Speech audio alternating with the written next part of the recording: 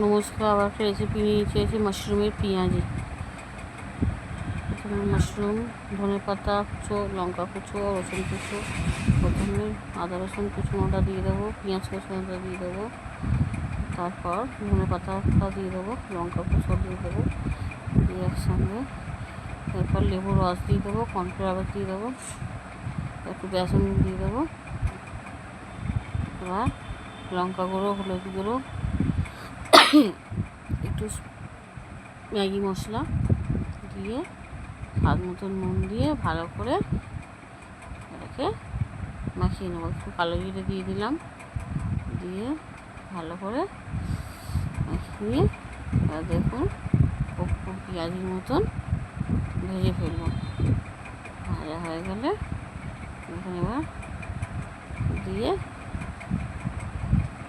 দেখুন লাল লাল করে ভাজা হয়ে গেছে মাশরুমের পেঁয়াজি।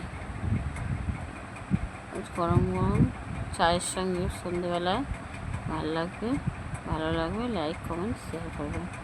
নমস্কার।